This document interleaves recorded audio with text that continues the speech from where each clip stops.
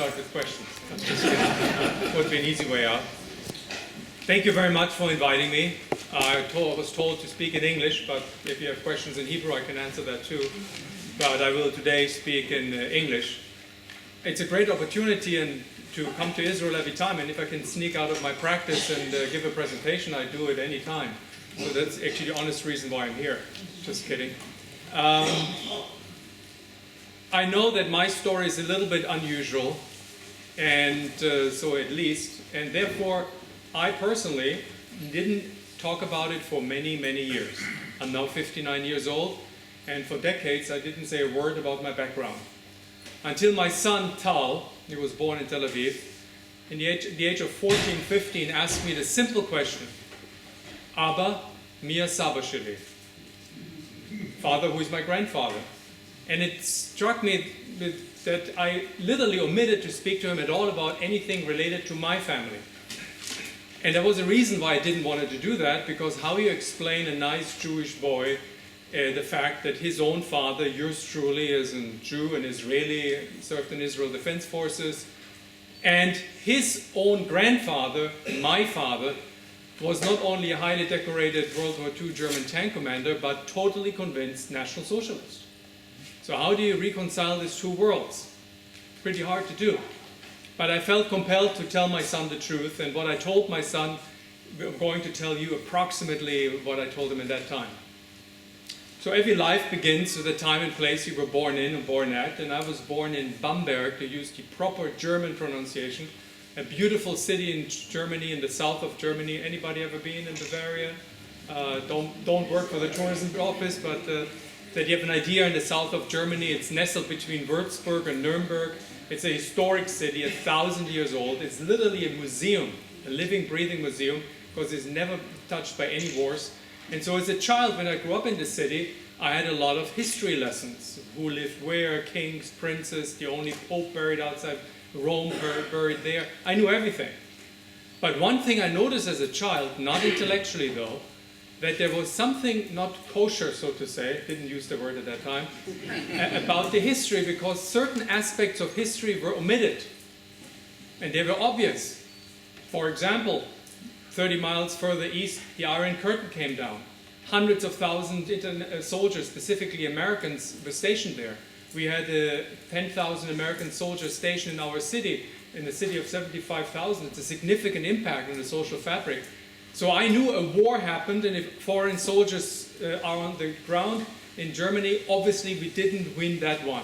Simple, basic facts that a child like I could put together. I didn't know anything about that war. I asked my parents about that war, and they told me, we don't talk about it. We're moving forward. And when I asked my own parents about my grandparents, I was told the war took them away. So the war was there, nobody talked about it, had an impact on our life. So why does nobody talk about it? There's a word in German that explains it. It's called Totschweigen. Silence until death. Nobody talks. But slowly but surely, my parents started to talk about it because I was nudging them. And I heard two different stories. One from my father's side and one from my mother's side. My father's story began in long walks that we had on Sunday afternoons in the forest. He was an outdoor person, a hunter. I learned how to shoot, how to handle a rifle, how to fish. We had a very close relationship. And he told me over and over again this story. Once he was starting to talk, he talked and talked, about him serving in an elite tank unit in the German army under the command of General Guderian, the father of the German Blitzkrieg, and my father was his assistant. And on every battlefield that Germany opened, in fighting invasion of Poland 1939, the invasion of France the following year 1940, and then of course Operation Barbarossa, the attack on the former Soviet Union, my father's tanks were the first to roll in.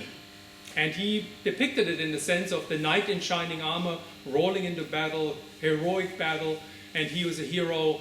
And for his accomplishment to push towards the furthest east with his tank unit, and specifically conquering a town called Orel, before 100 miles further west of Moscow, he was awarded the Knight's Cross by a man whom he adoringly referred to still as his Führer, Adolf Hitler. Now, I didn't know anything about the past, but the fact that my father was a hero got an award, instilled in me the feeling my father is a hero. Naive thinking of a child.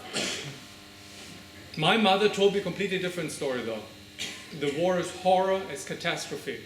Because she was an ethnic German, a Sudeten German. Those were Germans who lived in Czechoslovakia for hundreds of years, preserved their German culture, and as a result of the war they were evicted, murdered, killed. 1.2 million fled to the west, and my mother and her parents lost everything. It was a wealthy merchant family, merchant business gone, beautiful villa gone in Karlsbad, everything gone. So for my father, glory, for my mother, horror. But I knew there was something else. They wouldn't talk about it, and it had to do with the house that we were living in. We were living in this massive two-story building in downtown Bamberg. It's still standing there. And we rented an apartment from a lady who lived upstairs, the landlady. And my mother told me, or actually instilled in me, the living fear, that I was not supposed to talk to the landlady ever unless I'm spoken to because she is a countess, eine Gräfin, a noblewoman.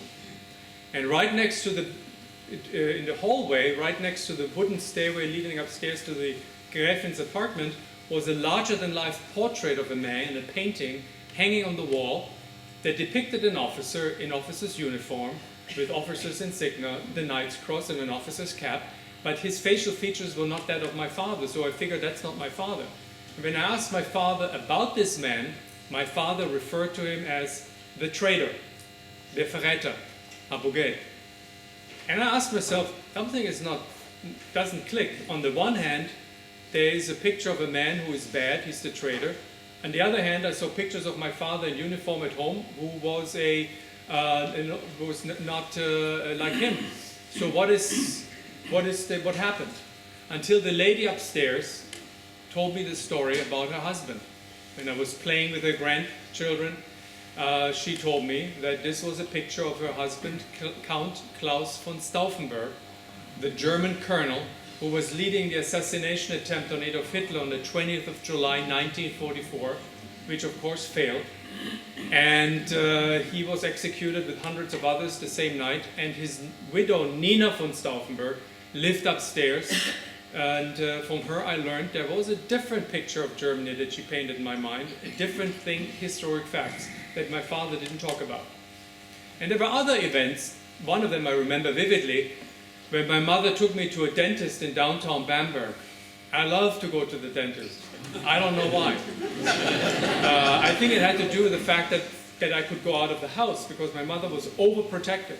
So she took me to the dentist, and I remember the first time we walked up the flight of stairs in this building, same thing, 19th century neoclassical style building, and we walked to the door, and right in front of me there was this glass door. The dentist was on the second floor.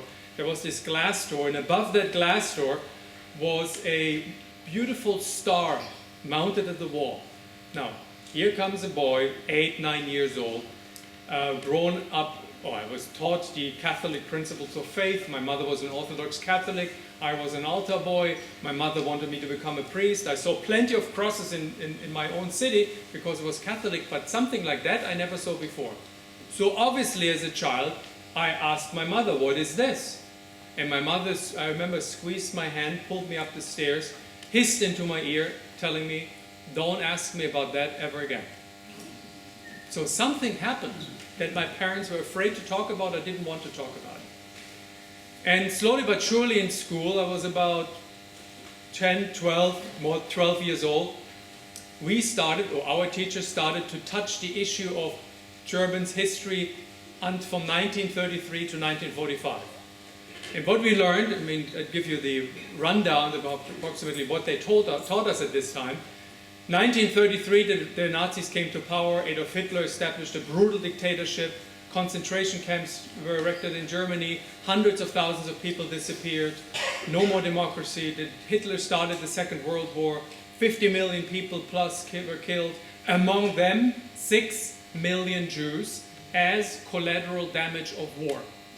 No Holocaust, no Auschwitz, nothing. And then 8th of May 1945, the Nazis were disappeared and we returned to normal life. Everything is over. Now that was of course not the right way of telling us German history, but that was it. And then came an event in 1972, August 1972, that changed everything. I was 14 years old. The Olympics in Germany. München 1972. And that was an event that we were literally taught about to appreciate it as not only as a sports event, but as a historic event. Because the last time Germany hosted the Olympics, that was in 1936 in Berlin, Adolf Hitler abused it for propaganda purposes. Clear cut.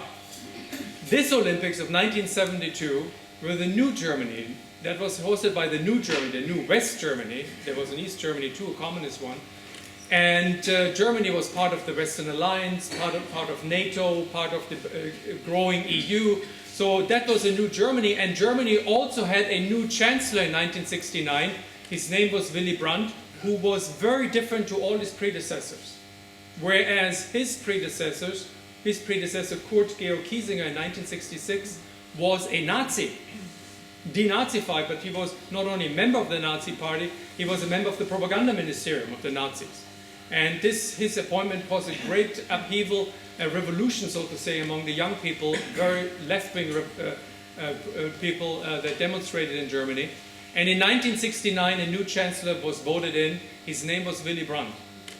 And Willy Brandt was not only not a Nazi, he was a victim of the Nazis. He was a socialist who had to escape Germany in 1933, returned to Germany after the war, reclaiming his citizenship, and he made it a point to show the world that Germany is different. And what he did, in December 1970, he traveled to Poland, and in front of the Warsaw Ghetto Memorial, he sank on his knees, bowed his head, and asked for forgiveness what Germany did. First time in public, a German official shows remorse. And that picture went around the world. In our house, of course, we subscribed to a newspaper. My father read newspapers with me, discussed a lot about current affairs. But this morning, he slammed the newspaper on the breakfast table, yelling, "Wieder ein Verräter," again a traitor. And I was a little bit confused. Why is it so bad in kneeling in front of a memorial? I, as a Catholic, was raised to appreciate that as an act of a sign of humility. Why is my father so mad? And this chancellor, with a great moral standing in the Western world, opened the Olympics in August 1972 to a huge fanfare. And I remember it because we purchased our first TV, black and white though, and my parents invited friends over that actually my father's friends I was supposed to call uncle and aunt because I didn't have any, supposedly. And we watched the opening of the Olympics, all the teams parading into the stadium, great hooray, and suddenly a team paraded into the stadium, changing the atmosphere in the room. Ice cold. Nobody talked a word. That was a team that carried a flag with a star inside. The Israeli team, of course. And I found it funny. Why are my parents reacting like that? Why the adults reacting like that? Because it's like another team. Could be Switzerland, Sweden, United States. I didn't know the difference. Yet that I remembered this golden star, the same reaction. Why my parents react like that? And then, a week later, the Israeli team was brutally attacked by a group of Palestinian terrorists, supplied, as we know now, logistically and militarily, weapons-wise, by the East Germans, the communist Germany. They climbed the fence, attacked the Israelis in the Olympic Village, killed 2 instantly, brutally murdered them, and 1 escaped and the remainder were taken hostage. And the Olympics came to a screaming halt. And at that moment, the German government, deeply embarrassed that Israelis were caught and murdered on German soil, they dispatched highest-ranking government officials to the Olympic Village, among them the Minister of Interior, who offered himself as a hostage in return for the hostages.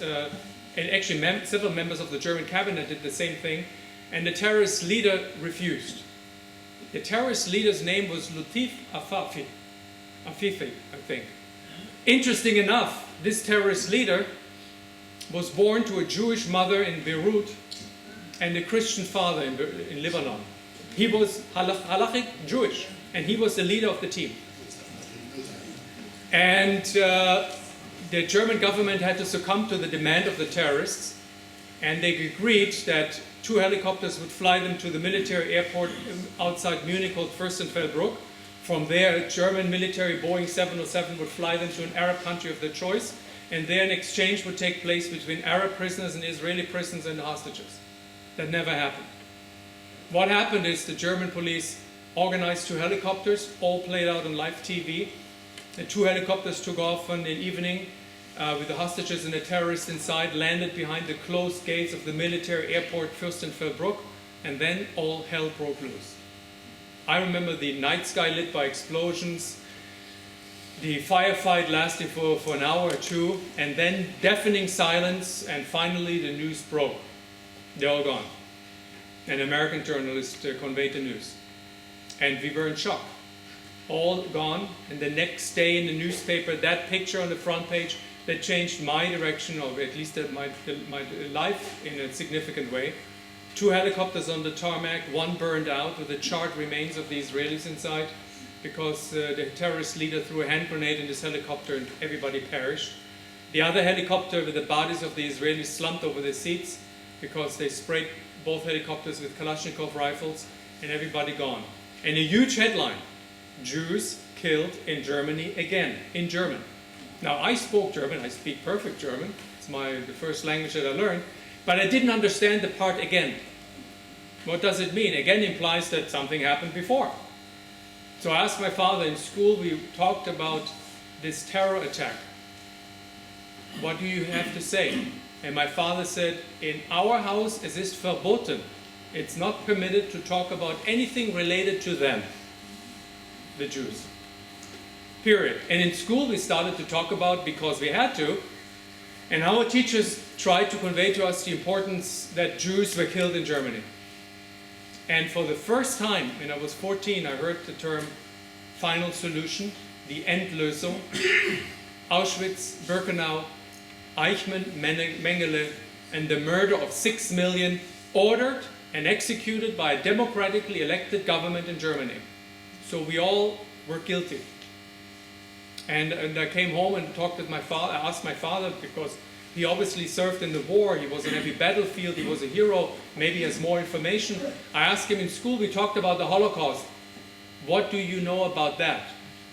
And he said, Bernd, first of all, you have to understand, your teachers are communists. And the Holocaust is a lie. It never happened. So listen to me. So I was caught between a rock and a hard place. On the one hand, my father, loved, respected, and feared, told me one thing. On the other hand, my teachers told me something else, and they're good people too. What is right and what is wrong? So out of curiosity, and knowing that I hit a wall when I wanted to talk to my father, I started to read.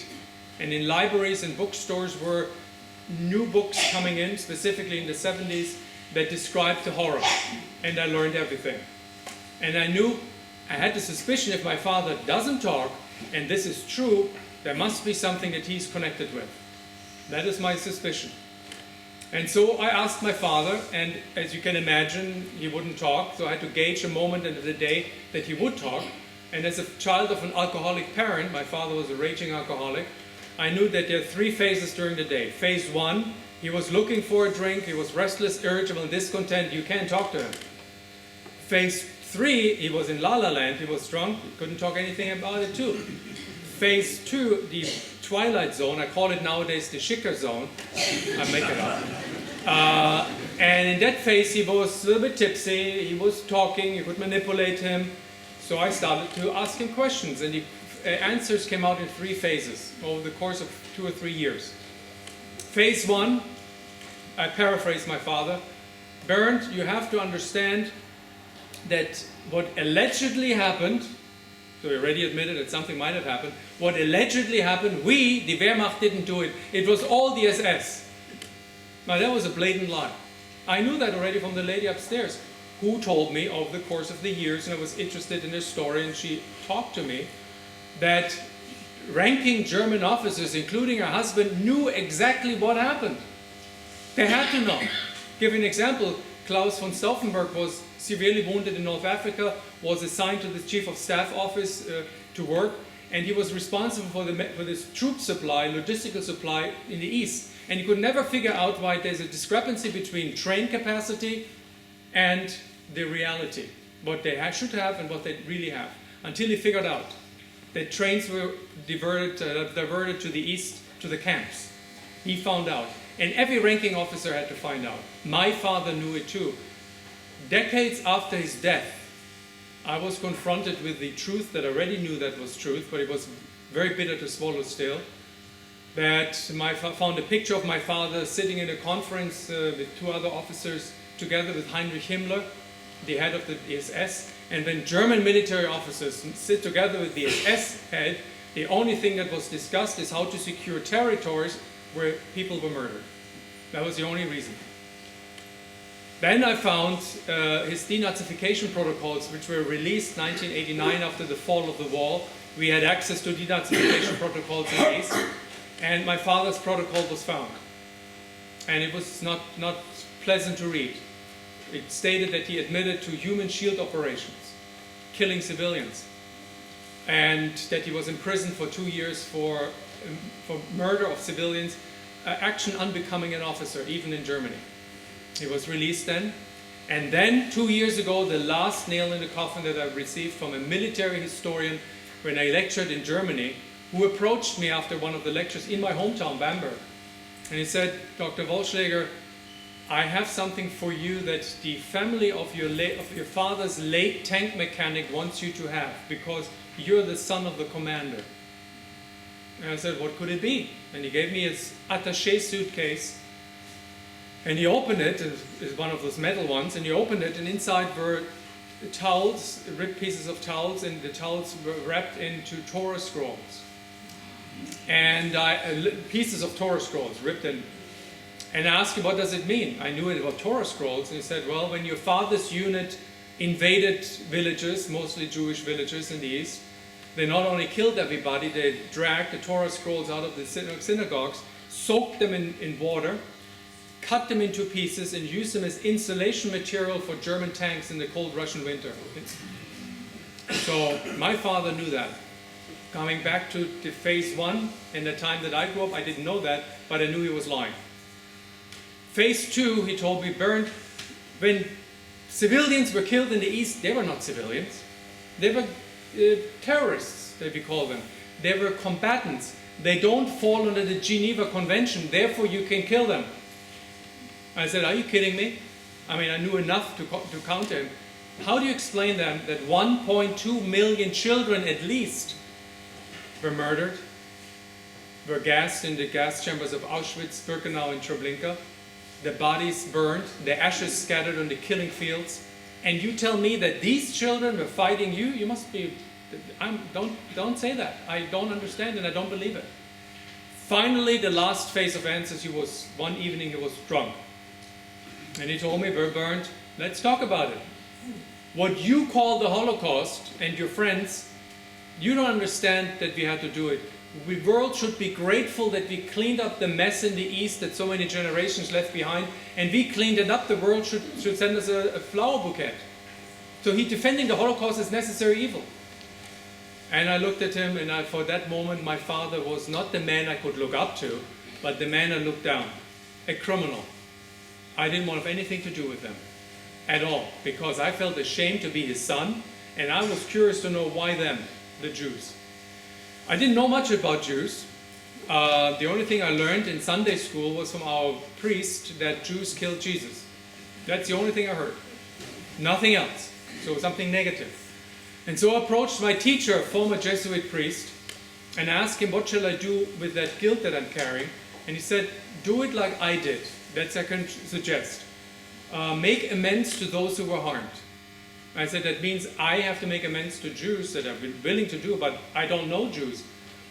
And I said, well, I can arrange that the Catholic Church, the more progressive movement Ring of the Catholic Church, invites every year a group of Israelis to Germany, Jews and Arabs, learning from each other, and we invite always a German participant, and you can be the German participant. We pay for that.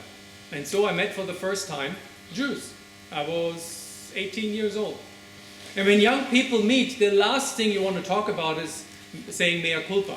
It's the first thing you want to learn, what makes you like, what food you like, what music you like.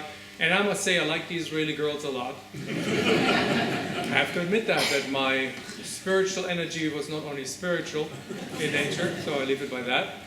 And I made friends, and one of the girls, she said she liked me too, and she said, well, Bernd, we're leaving in 2 days. When you leave, if you really like me, Tacheles, then you have to visit me in Israel. And I said, of course. I was a big Schwitzer. I said, I do that. There was one problem: no money, no passport, minor details. And after she left, I had this energy to do that, and I got my first passport. I worked during the summer vacation, had some money, and with the little money that I left, I hitchhiked to Munich. From Munich, I took a train to Ancona, took a ferry from Ancona throughout the Mediterranean, and I don't recommend that. That's not a cruise. And arrived in Haifa, letting her know from Piraeus that I would arrive at this boat at that time. And I arrived, and she was waiting for me, and I was overjoyed. She was overjoyed, but I had this lingering feeling: what if I have to tell the truth about my father? What shall I do? And all doubts were wiped away when I came to her parents' house. It was a small apartment in Neve Sha'anan in Haifa, at that time a working class neighborhood. And her parents invited me to be their guests. They moved one room, everybody moved in one room. I had a small bedroom that they wanted me to stay. They insisted. Dish out the finest food that they can afford, and falafel, hummus, trina. I was in heaven, and they're speaking with me in Yiddish. I understood nothing. You can't understand Yiddish if you don't have a Jewish background, so okay. Her father knew that this is not the way to communicate, and he looked at me and then said, in halting but clear German, "Ich kann auch Deutsch sprechen. I can speak German." And I asked him, "How did you learn that?" And he didn't say a word. He just rolled up the sleeve of his form, showed me the number tattooed, and said, "Ich war in den Lagern, I was in the camps," matter of factly. And here was a young German, for the first time in a Jewish home, first time in Israel, first time with Jews. Well, how shall I react? And he said nothing. He put his hand on my shoulder and said, "Bernd, I don't hate you. Don't misunderstand me. But I want to know if young Germans like you know everything. I don't hate Germans either, because I spent 3 years in Germany after the war in a DP camp, displaced person camp, and I had to learn not all Germans were monsters. But what do you know?" I said, "I don't know. I know that I don't know much." He said, "I will show you." And he took me to Yad Vashem. 2 days later, through the eyes of a survivor, I was guided throughout this exhibit, and it broke me. I could not understand that this is something that my people, my father did. For what? That is murder. And on the other hand, I asked myself, how can these people, with all due respect, I call it these people, that return to their homeland, rebuild their personal lives, their professional lives, build an old country anew? There must be something special. I want to know who they are. And I became interested, curious to understand who are Jews. So on my way back to Germany, I pondered the question, how can I find out more about Jews? Germany at that time, West Germany, there were about 25,000 Jews living in small communities in Frankfurt, Munich, Berlin, München. And you couldn't get in. After the events of the 70s, Munich massacre, German terrorism, Baader-Meinhof, Palestinian terror, the communities were sealed off. There was a tank even in some of the communities, armored vehicle in front of this community. Machine guns were, everything was deployed. So you couldn't get in. But I remember there was this place with a glass door and this star. Maybe that has something to do with Jews in my hometown. And I remember knocking at that glass door one day, and an old man opened the door and looked at me suspiciously and asked me, "Who are you?" And I must have everything bubbled out at once, and I just must have told him something that he felt more relaxed to let me in. I said, come rein. And he led me through this corridor in this small apartment, which was dark. And the walls were plastered with this black granite, and on each granite plate was a name written. And in the corner there was a light, which of course was the Ner Tamid. And I asked him, "What does it mean?" And he looked at me and said, "Well, these are all the names of those who perished in Theresienstadt. Nobody came back. All Bamberg Jews were gone, most of them." And then he led me into his office, a small room. It was closed. It was a very hot day, I remember. The curtains were drawn, windows closed, no air condition, no fan. And it was hot. And therefore he was wearing a short-sleeved white shirt. And he was very pale. His name was Itzhak Rosenberg. And his number tattooed on his forearm stood clearly out. And I stared at the number, and he knew what I was staring at. And I said, "Look, das ist Auschwitz. I was in Auschwitz. My name is Itzhak Rosenberg. What do you want?" I said, I told him my story. He said, that's a sad story. Why don't you go to the library, to our library, take a book and read the stuff at home? You're German, I believe you bring it back. I said, I don't want a book, I read them all. I want to help you. He said, you want to help me? What do you want to do? And then he looked at me, if you want me to teach you, we need to make a Geschäft. Nothing is for free. You can be my Shabbos goy. I had no idea what that meant. And on the other hand, I will teach you. But it sounded like a great deal because I could get into a Jewish community, help them, and explain me on Friday, you come at 6 o'clock and I will show you what to do. I was there at 6 o'clock, he came at 7. He said, was machst du hier? He said, you told me I should come at 6 o'clock. I said, nah, do come whenever you want, but you do it approximately. So that's my first introduction to Jewish culture. And then he showed me baked coffee and sandwiches, and put up the chairs, and it was a small room, barely a minyan, and people could fit barely inside. And when they came and said, before they come, and the members of our community, I have to tell you, they won't like you. Because that's their retreat, and they don't like goys. He called me goy. And when they came, that was it. They asked him, was macht der Goy dort? And they said, don't talk to them, get in the corner, just make yourself invisible, I deal with them. They're all meshugana. So that was the way he related. So every Friday, every Saturday, week by week, month by month, I served as a Shabbos goy, and the more I came close to this culture, religion, family, the more I distanced myself from my family of origin.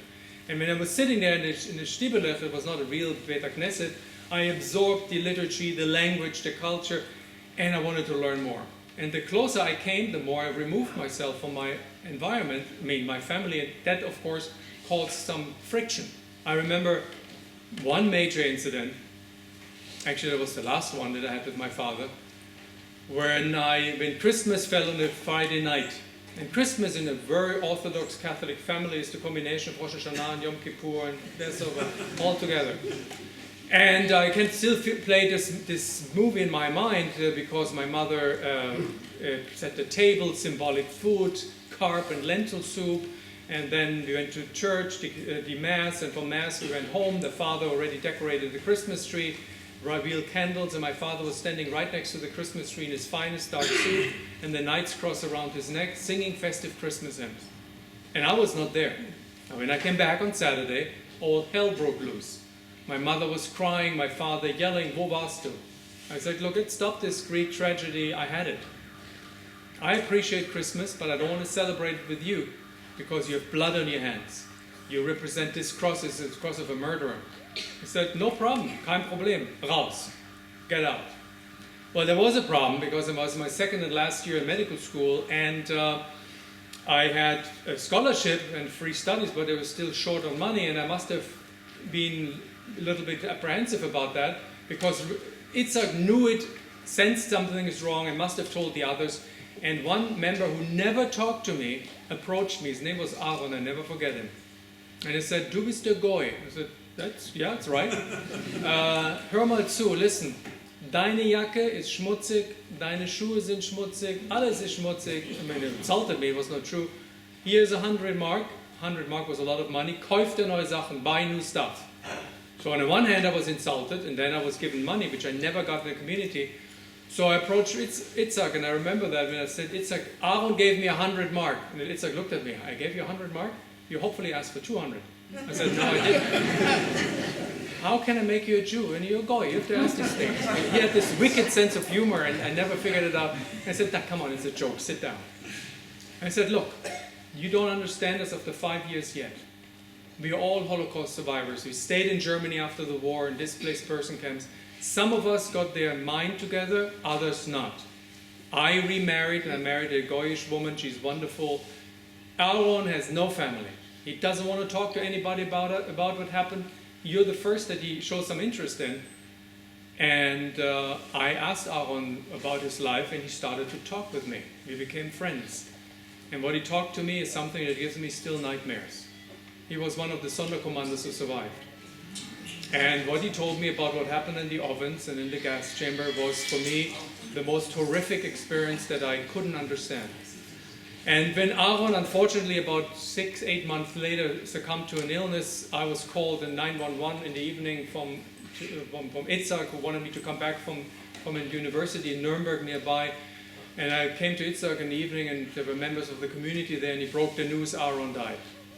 We need somebody for the Chevra Kadisha, we have to do it tomorrow, and we don't have enough able-bodied men, you need to do it. I said, I can't do it, I'm not Jewish. He said, you're one of us. And next day, I did, together with the others, the sad duty to prepare and clean the body.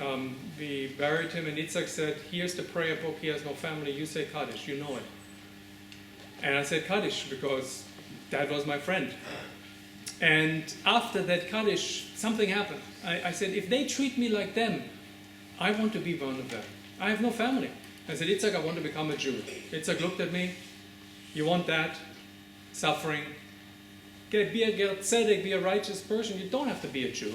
I said, I want to be a Jew. He said, well, I feared that would happen, but I know a good rabbi in Frankfurt, he will talk you out of it. I will send you over there, I pay the hotel, the travel, anything, just please talk to him. I don't want to listen anymore to the Mishugat. Okay, I met the rabbi wanted to talk me out of it, but we agreed that he would teach me as a student, and I would never ask him about conversion because he doesn't convert Germans. Or the Beit Adin wouldn't do it. So every time I met him, I asked him this question. So when is this ready for the conversion? He said, you don't know that, you should not ask me that. And every time until in April, after 2 years, in April 1986, he finally relented and said, Bernd, I will send your case to the rabbinical court in Germany. How they will decide is up to them. I'm one voice on the court. But until you get to that hearing, which will be probably by the end of the year, you have to undergo certain procedures that are irreversible. How to sugarcoat that, I don't know.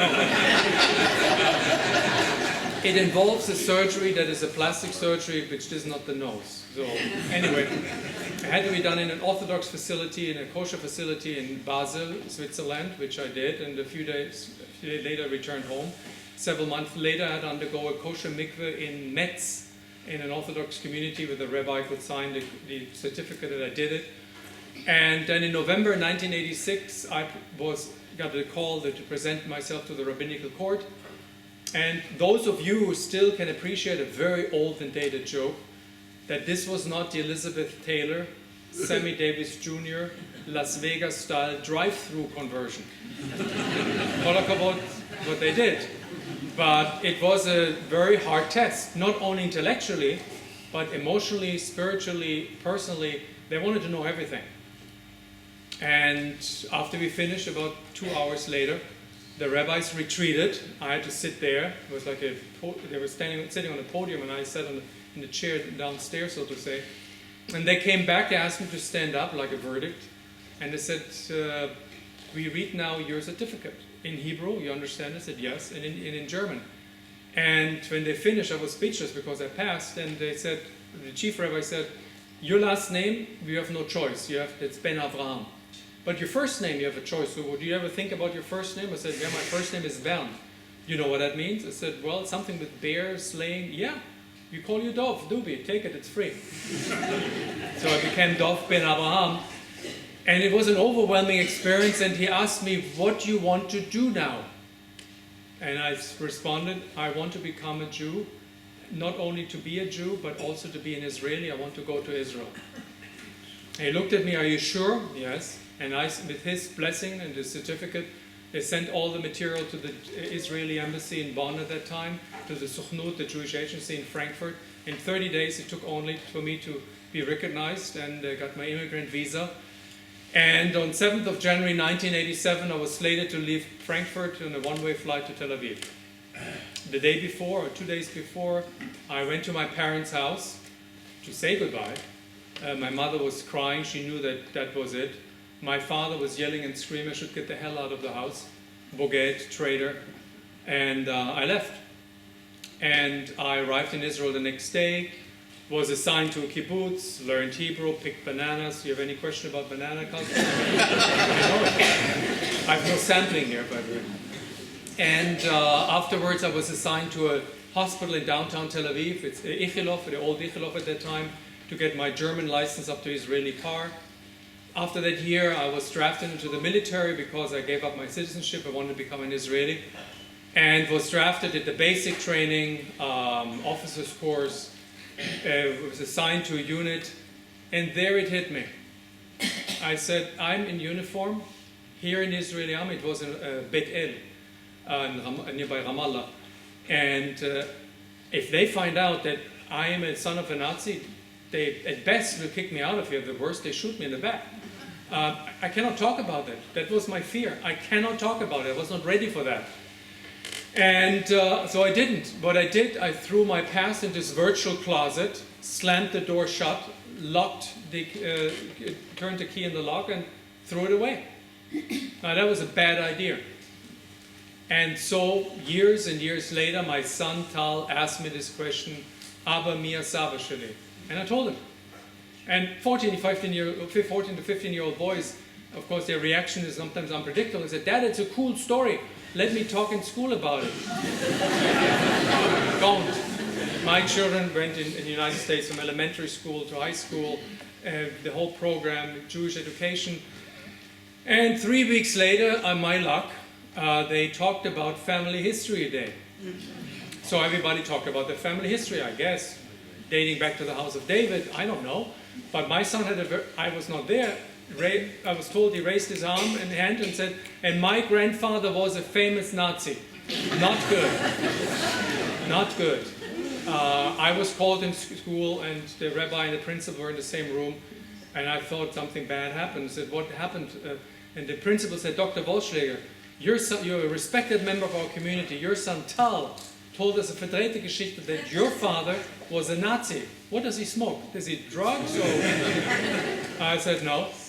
And I had to take my son out of the firing line and put myself in, and I told him the story. And he looked at me and said, "Did you ever talk about that?" "No, I'm not ready about it." "No, you should." And the rabbi pushed me, coached me, said, "Do it, Bernd. Here in my class, I help you." And I talked about it for the first time.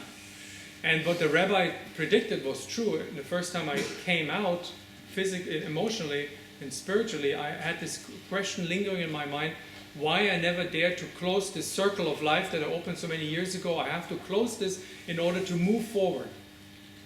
And so I decided with my son to travel back to Germany 20 years later to visit my parents. And I knew the only place I could visit them was the cemetery. They were long gone.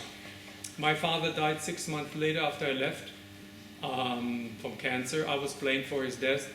I was prohibited from attending his funeral or ever his graveside. In his letters that he sent to me, I was explicitly referred to as traitor. So that was it. My mother died a few years later, or succumbed to Alzheimer's disease a few years later, and I could never talk to her because she was gone, literally gone.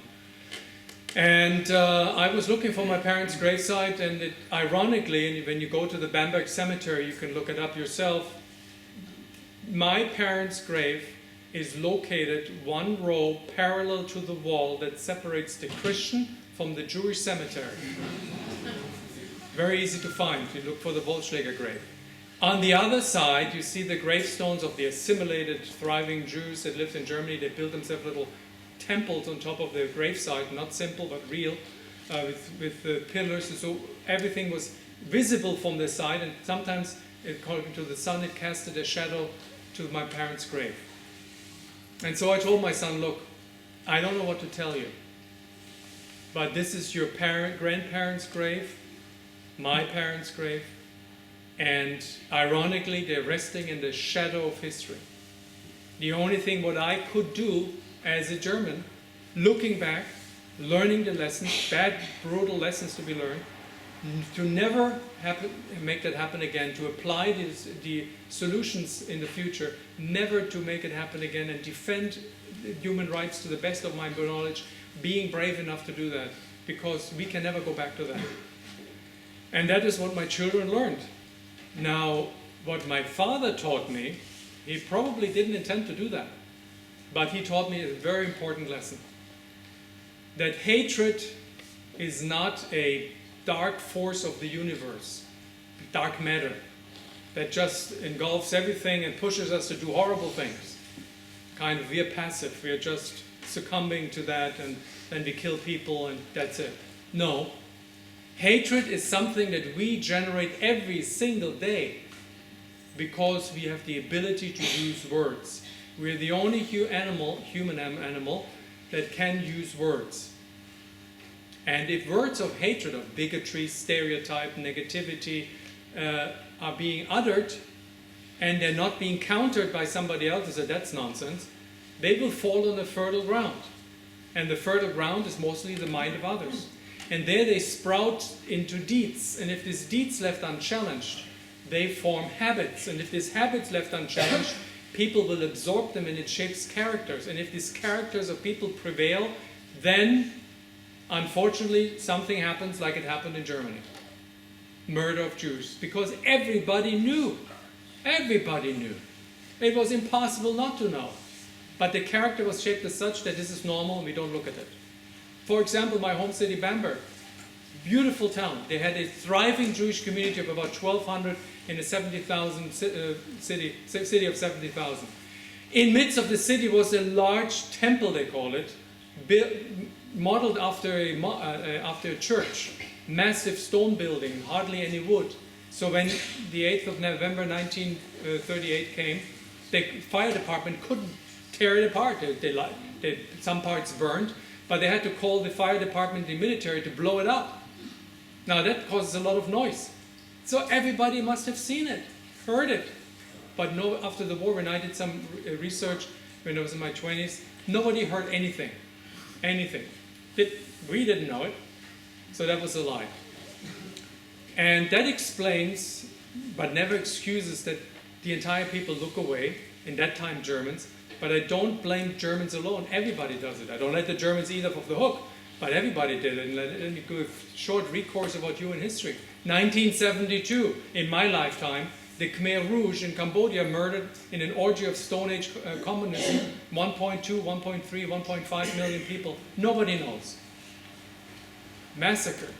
In Rwanda in 1994, blacks murdered blacks in an orgy of tribal war, and 800,000 were butchered in a 6-month period of time. 1 million, nobody knows. Serbia in 1994, Bosnian Serbs herded young and old men to mass graves and shot them in the head. Thousands. Nobody knew, even though the United Nations was stationed right next to it. Did nothing. And then, of course, the mass murder that happened in our neighborhood, your neighborhood, Syria. 500,000 people, plus murdered, butchered, 13,000 in a so-called camp, in a prison, tortured to death. By the way, a little bit of politics, but not confrontational. Those that want to boycott Israel, boycott the West in Israel, when you confront them and you talk about 13,000 prisoners that were butchered to death, 500,000 civilians murdered in Syria, they don't know anything about it. That's just, we don't hear about it, we don't want to see about it. So that was happening. That is what I learned. And what I teach others when I speak about it, young people, non-Jews, that we have to be mindful when words of hatred are being uttered. Very mindful about that. And have the courage to stand up and respectfully disagree. And if it doesn't work respectfully, then turn on Israeli television, how they do it then. We disagree in a more forceful way. Nothing wrong with that. And in my opinion, it is our responsibility to teach our children, grandchildren, and great-grandchildren to return to the human and basic values again. And everybody can change. Against all odds, in my opinion, change is possible. Thank you very much for listening to me, and if you have any questions.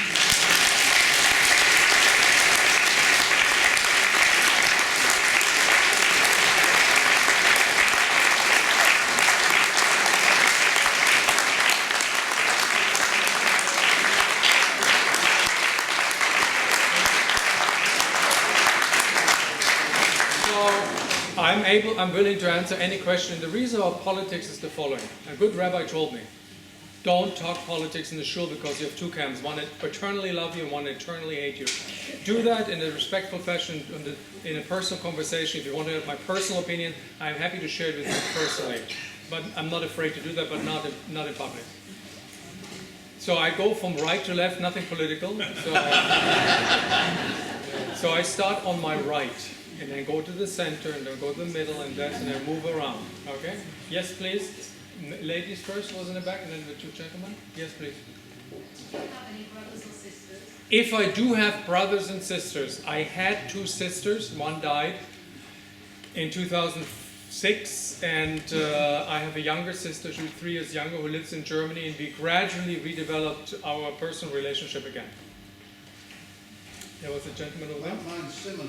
Do you have any aunties or uncles from your father's side? Great question. Do I have any aunts and uncles from my father's side or mother's side? For my mother's side, she was the only child, and I didn't, of course not. My father was born in Markt Brandenburg on a farm, and as far as I know, he had about 8 to 9 brothers and one sister.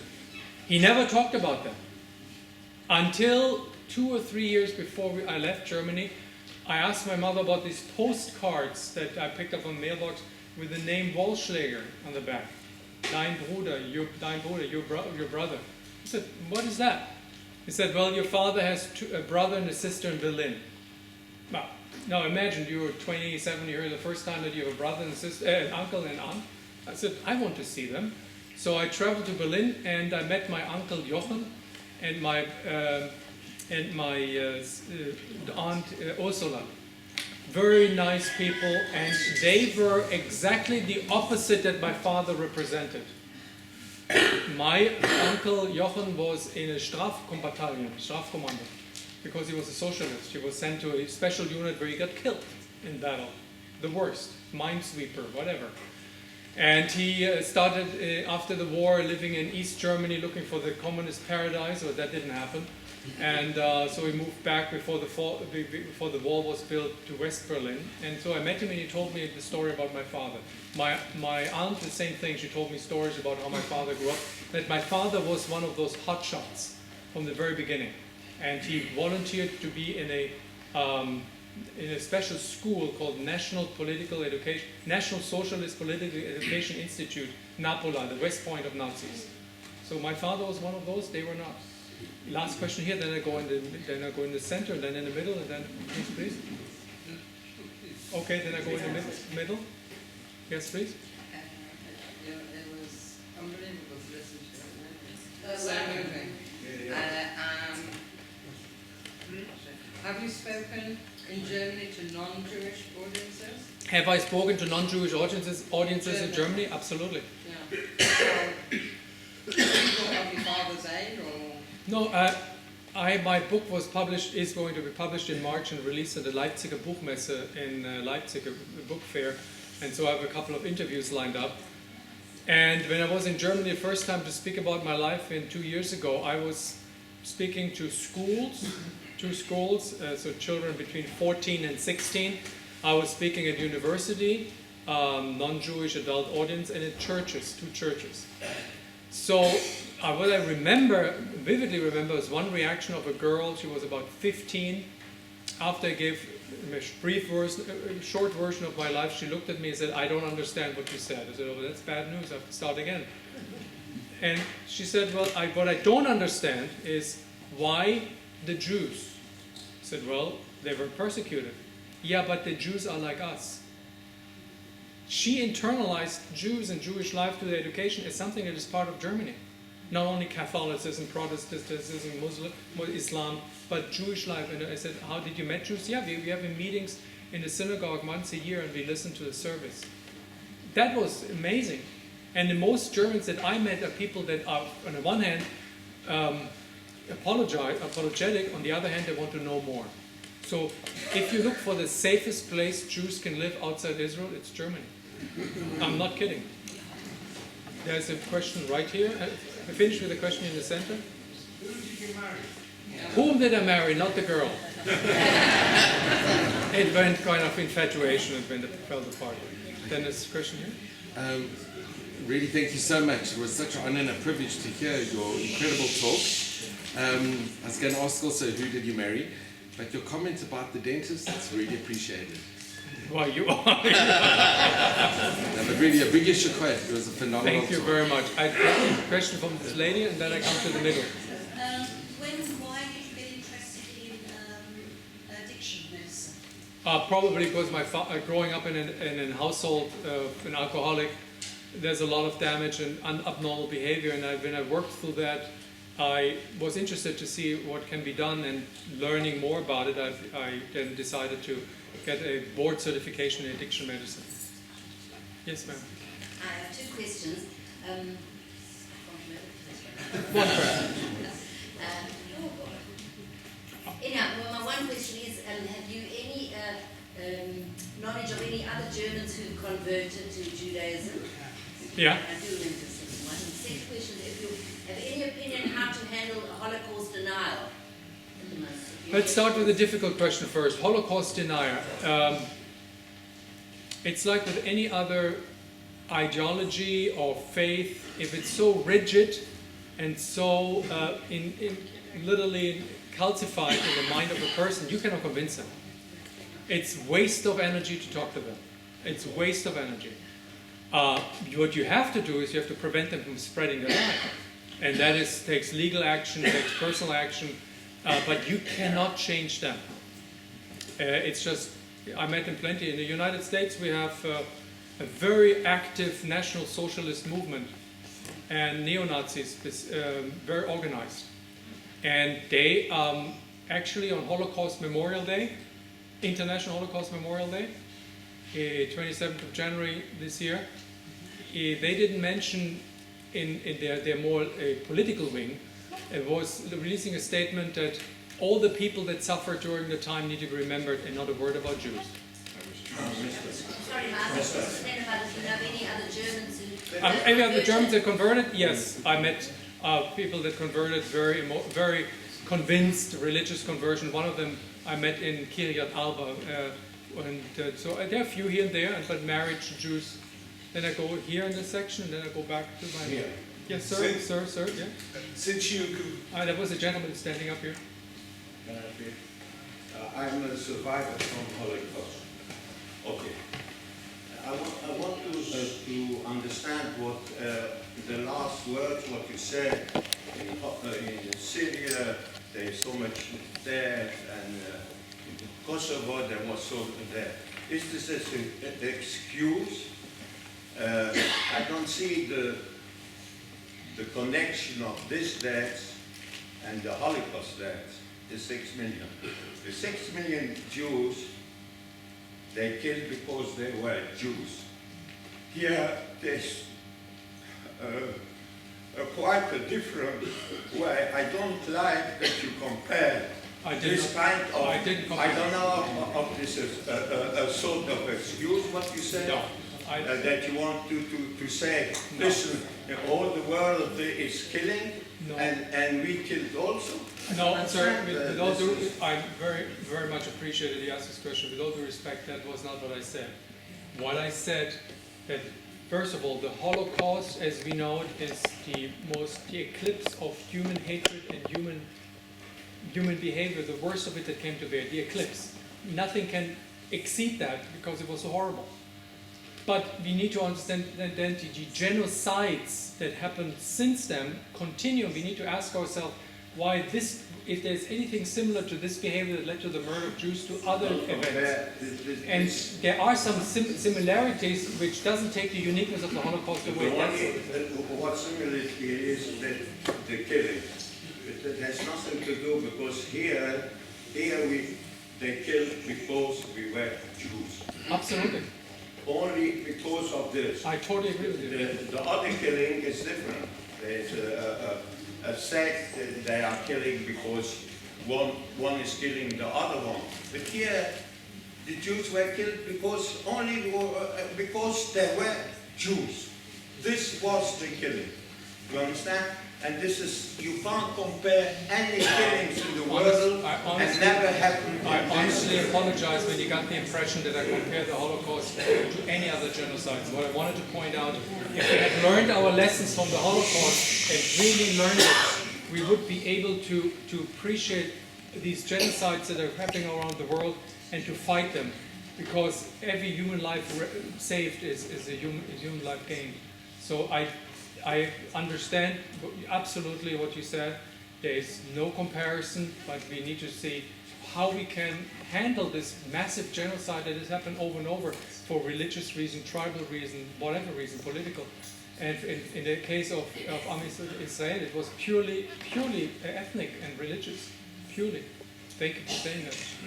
There was Have you been discriminated against at all? Because to be really a Jew, you have to experience the experience of being defined as the other and being discriminated against. Very good question. I personally have not experienced discrimination. Not in Germany, not in the United States, not in any place that I've been, yet. My son always tells me a story. My son is about 2 meter tall, 2+, former football player. He looks like a big man, and he's Jewish. I said, Dad, I asked him, what would you do if somebody would blame you to be a Jew? He said, he would do it only once. Very simple. I go, okay, question, then I go in the back, yeah? Yes, ma'am? When I was listening to your story, it was so similar to somebody that I know who didn't learn of her father's Nazi past until she went to her parents in Germany and said that she was studying Judaism and was going to convert to Judaism, and her father became outraged. Why didn't you come to me before? We would have spoken about that. And then little by little it came out that he was a Nazi. That was the last. She converted, married a Jew, and settled in Israel. What is, never mind, you had answered that question before, sorry. Thank you. And there was a question here, and a question there, and then I need to go back. Yes, this man? Yes, sir?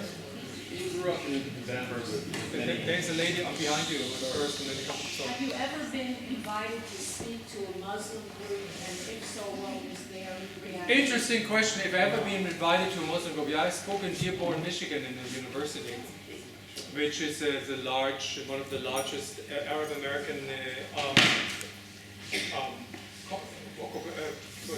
settlement, a large inhabitants there, and I spoke there. And interesting enough, I didn't get a bad reception. They asked me questions about Judaism. How can I be attracted to Judaism when Judaism does X, Y, and Z in Israel? And I said, look, there's some very serious differences, and you don't blame people by individuals because of politics. And we talked. It's difficult, but it's possible. It's only possible if the other recognizes you as a partner and as a honest participant in a discussion. If they refuse to discuss anything with a Jew or an Israeli, then you have a problem. Then there's nothing you can talk. But we were able to have this interesting discussion. Of course, my position is different to theirs. But for example, if you want tidbit, when I talk to Muslim groups, at least I got the response to the following: you Jews don't belong, and that's what they say. You Jews don't belong to the Middle East because you don't have any history. Just the Holocaust made you come back to Israel.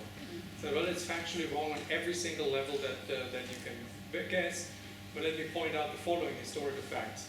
So there's a lot of disinformation, plain simple propaganda, and that takes patience and time to talk, if you can do it. If you can do it. It's now getting, unfortunately, very radicalized, but people don't want to listen to you anymore. I take the last question here, and I'll come back here because there's something here. There's a gentleman who was sitting. Yeah, I was thinking about the peers in Bamberg that you grew up with as a child, and your journey is very different from theirs, and most of them anyway. So what do you think is different between their psychology and emotions from you, or your motivation from that? So this is in a very brief review about what happened in Germany. First of all, my peers struggled with this issue, being a German, being guilty, having that parents participated in the murder of Jews, responded in a very different way. I'll give you one example. When I traveled with my friends in the 70s through Europe, hitchhiking or Euro train, whenever we were asked where you are from, I said from Scandinavia.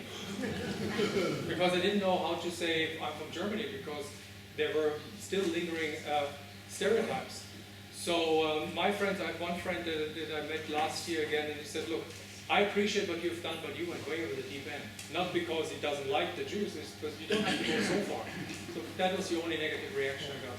Last question here, then I go over there, then I come back. How do you feel about Berlin becoming a cool place for Israelis?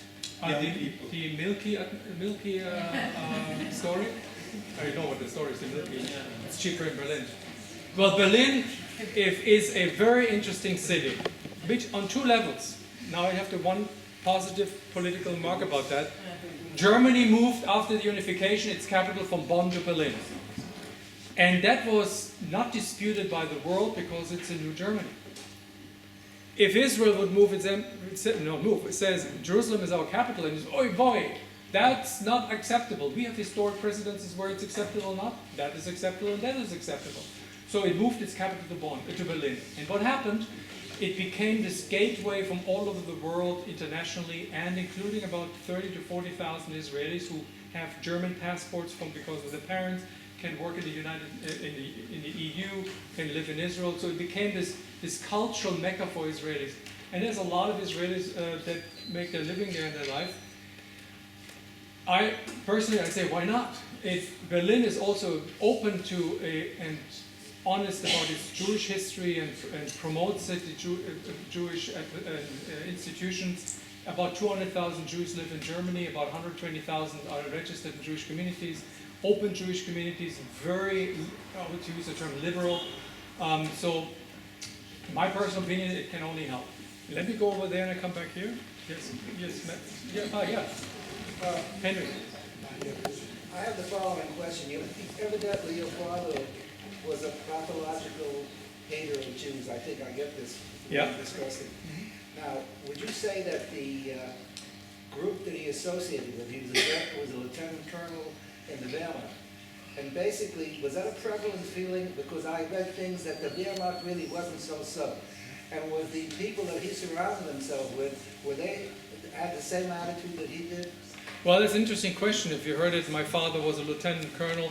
And I'm repeating the question, my father was a lieutenant colonel, and the people that he surrounded himself were also infested by this National Socialist idea. Paraphrase your question, right, Henry? The answer is yes. I met among the ranking officers in my father's house once a year. They had a celebration, the Alten Kameradentreffen, old comrade meetings. And there was the son of Guderian, who was a general then already. There were ranking officers from the Eastern Front and involved in battle, Eberbach, and they were interesting enough. Some of them were the National Socialist propaganda, the others were the old fighters and needed the military as their profession, but they all didn't like Jews. But one thing, and one episode which I found this controversy always comes up, in 1965, I think, Germany and the United States struck a deal, West Germany and the United States, that the Americans would deliver advanced tanks to the Bundeswehr, and the Germans would train Israeli officers on these tanks, and then deliver these tanks to Israel and would then replenish with new tanks from the United States. That was under Ehrhardt.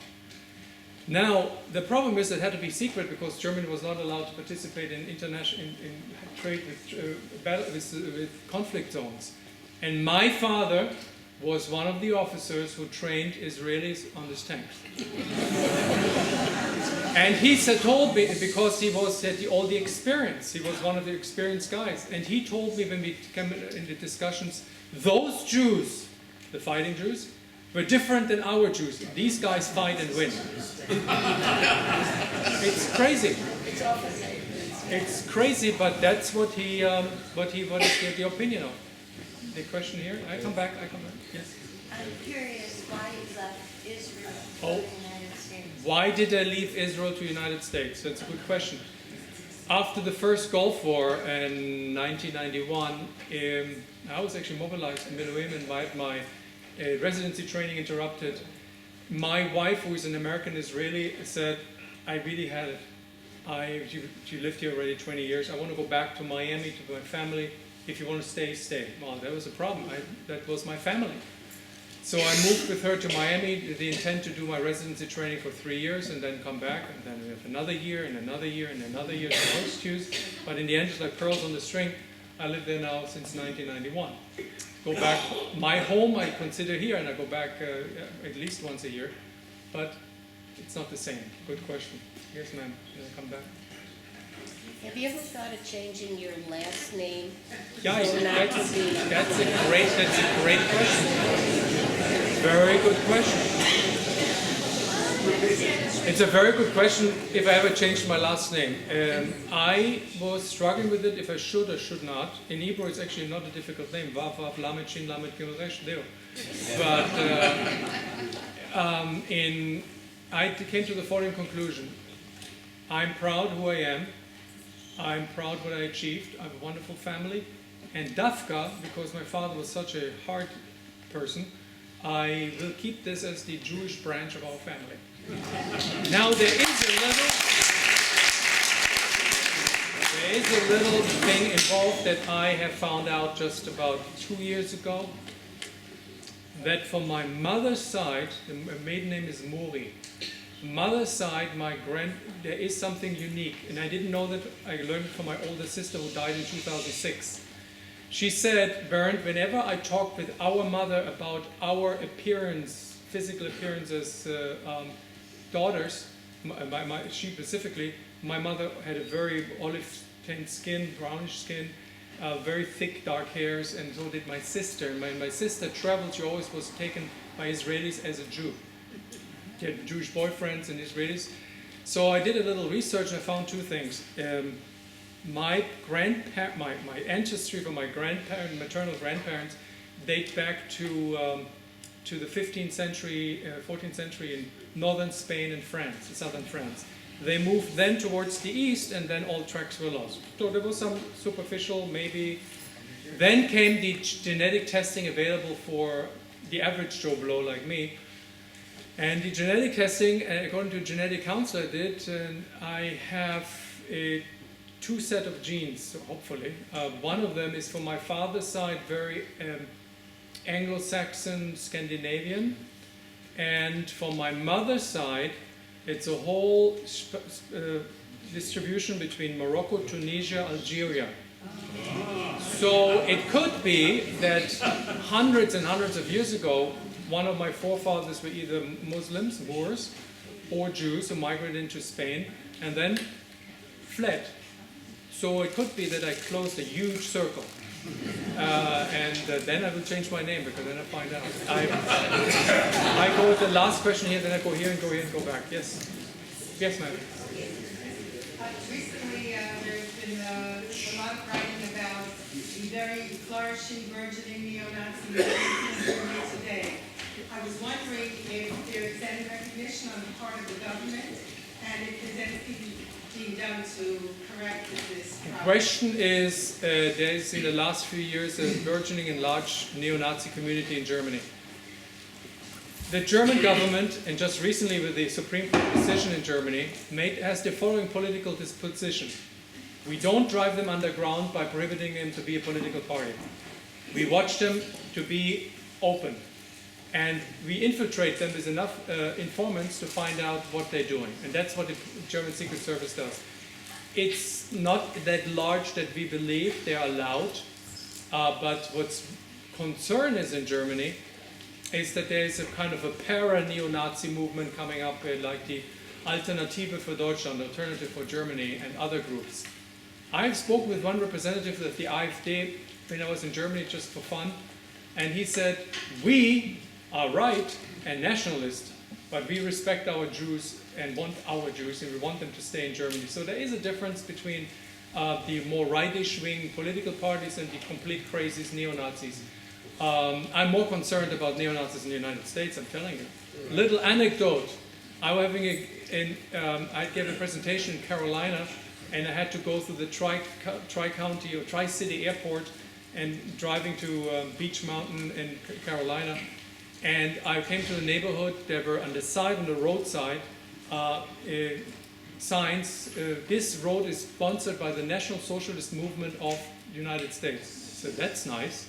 How that comes together? Well, they're National Socialists that in uniform that clean streets and then dedicate the streets to their effort. Slightly of concern, but I don't know what to do about that. I take a question from here, and I go here, and I go here, and then go back. Yes? Yes? There was a question, then I go here. Yes, sir?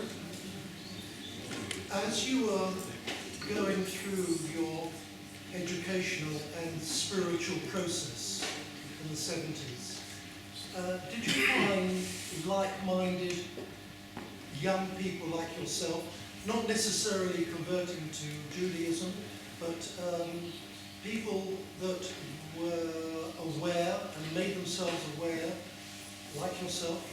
Yeah, but like-minded in the sense that they wanted to understand what happened and that's it, and not change their lives. I think the struggle of the first generation after the war was how to form an identity with that guilt on your shoulders. And that had to be separated. There's nothing wrong to be proud to be a German, but there's everything wrong when you carry this burden on it. That's still a struggle, but it gets better and better. And the German schools are very much involved in teaching, they call it genocide prevention education, and going to Auschwitz, Birkenau. There's a lot going on, And you also have to appreciate, and I say that always, not because I want to defend Germany. Germany has a very strong relationship with Israel that is appreciated across all parties, of its whatever political façon. They're very supportive and in solid friendship. I mean, if you look in the Mediterranean, you see a U-boat. 6 of them were purchased from Germany, and a third of them paid by the German government. Very sophisticated U-boats. Don't want to go into depth with that, but that is something that needs to be appreciated too. There's a question over there. I just want to get some advice from you. Going back to Germany and giving lectures, and when you possibly see people of your father's age, how do you come to terms with that kind of thing? And I'm asking you for myself because I've never gone to Germany. I've always been, my parents were, you don't buy German goods, you don't do this. And I like to think I'm open-minded, but I don't know how I would come to terms if I ever went to Germany and saw these people. How do I do that? The nature of the time is that time heals when people die. So you don't find many of those still, and those that are actually those who are still there have participated. There was actually just recently almost conclusion of a trial against a Nazi concentration camp guard who was 90-something. Regarding Germany, not to go there. I hear that among American Jews a lot, and I asked them, "Do you like to deny your own identity?" And what I mean by that is, Germany was the home of the Rashi. There's still the house of the Rashi in Worms. Thank you, helping me out. It has a flourishing Jewish community, a government that is totally committed to Jewish life in Germany and helping and rebuilding it. And of course, what I mentioned, the military cooperation, political cooperation, it's actually a partner that in return one should go and travel and not deny his own identity. There's another thing, not that I want to get political, but the Reform movement, the Conservative movement, the Orthodox movement, leaders of these movements came from Germany. Samuel Raphael Hirsch, Orthodox, was born in Frankfurt, and the Orthodox belief and shape the movement of the Orthodox movement in the United States, conservative movements, reform movements from Germany. So you would deny your own identity not to go there. Don't get Hitler's final victory that you avoid going there. There's a question here. I always ask the question. I grew up in the United States, and as a boy, 14 to 15 years old, Was anybody in Birmingham, Alabama, talking about what was happening in Germany? Very, very few. Just a small pittance. My parents were not talking about it. It wasn't the subject. And my question is, who am I afraid of? Am I afraid of the Arab community? No. Actually, who am I afraid of is us. And I went to Germany, went to Berlin, went to Dresden, two other places. And I came away with this conclusion. It could happen again with the right person who has charisma, who can get the crowd together and to blame it on something. It may not happen in Germany, it could happen somewhere else. Okay? And second of all, what I come away with the conclusion, in fact, what happened in the United States back in the 40s, and what happened with the publications and the big newspapers, they pushed it on the 20th page, small print about what was happening. And I think basically when I go back to the United States and I confront, I go to Atlanta, Georgia, I go to Birmingham, Alabama, and I'm looking at the same problem. It's us. I know we have a problem with this in our. I think I'm phrasing out the question if I may, so that others have the question. The question is that who am I? The same thing is happening today. Well, I refer to you to a book published in 1930 something by Seymour Lewis. It can happen again. Pardon me? Sinclair, thank you. Thank you. Sinclair Lewis. It can happen here. He describes the evolving totalitarian, authoritarian movement in the United States that can happen. That was in 1932 or something.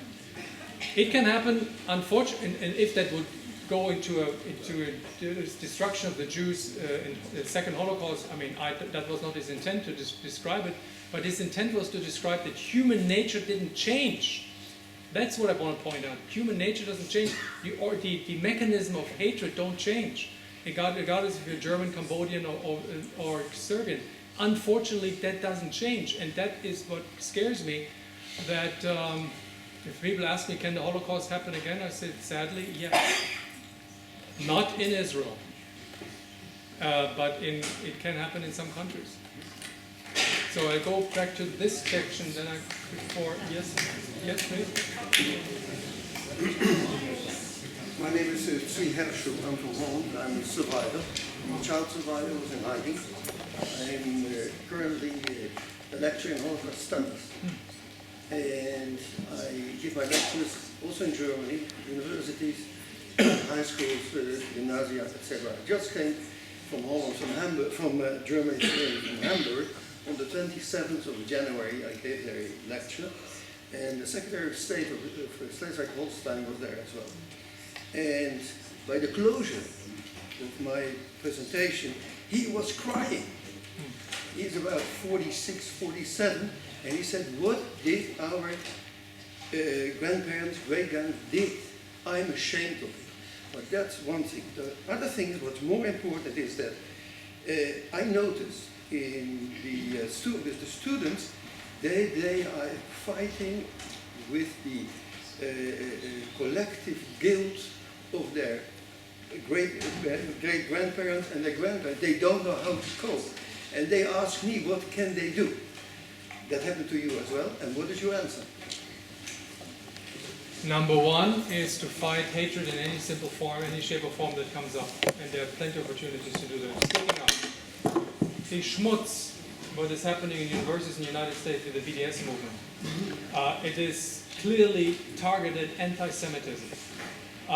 Personally, if you encounter anybody who utters words of hatred, the BDS movement, you can act against it abroad. The political stigmatization in Israel can target it abroad. The use of the Holocaust for every word that has nothing to do with the Holocaust. In literature, they use Holocaust for pretty much everything. That is not right, because it's a unique event that happened that cannot be commercialized. So it's a lot of work, but it can be done. Now I'm getting confused.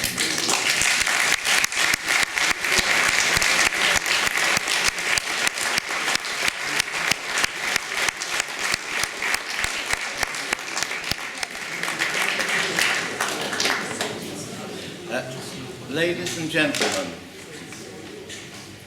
I've got down on my notes that it's time to say thank you to Bernd. Truthfully, I don't know what to say. I'm half in tears and half in admiration. I'd just like to say to Bernd, thank you so much for being Bernd, and thank you so much for spending your time with us this evening. It's been an amazing experience, I'm sure, for all of us. And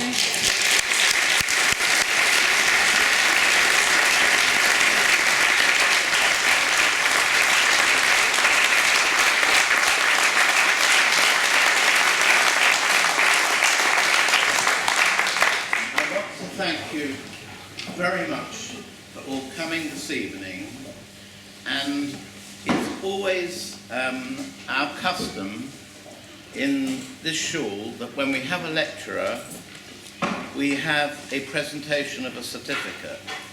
Now this evening, because we partnered, or I partnered Rini really and Henry have been responsible. They initiated this whole activity of asking Bernd to be our lecturer here. I'm going to ask Rini if she will join me in presenting this certificate to Bernd. We won't be finished immediately, but that's the first thing. We have more. So, Rini, I'd like you to read this certificate. This certificate is presented by the New Synagogue of Netanya with grateful thanks to Dr. Bernd Wollschlaeger in appreciation for his lecture, A German Life. Against all odds, change is possible. Jeremy Rosenstein is the chairman and he signed it. February 18th, 2017. Bernd. Thank you.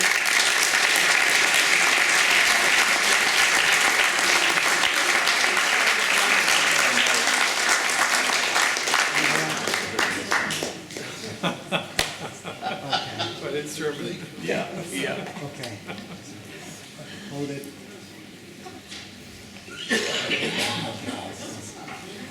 Now we're going to come, Bernd, Wait, you've we're got to not come through. back.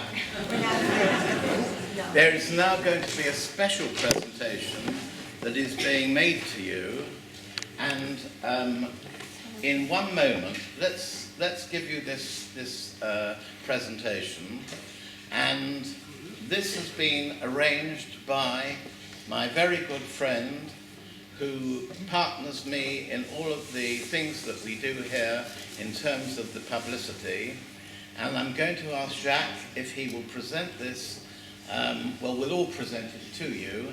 And Jacques, please explain what this is. Okay. These are 3 books written by a journalist, ex-German journalist. It's written in German, and this lady is a journalist and she lives in Tel Aviv. She's married, had children, has another entry to that country, and she is writing thrillers. Now, these thrillers are special because the scenery is Tel Aviv. And I thought, Bernd, that you know so much about Israel and what's going on and so you should also know about the thriller scenery, and that's why I asked Katharina to prepare these 3 books. They are signed, and here you have also a letter from our shul in German, and that's for you.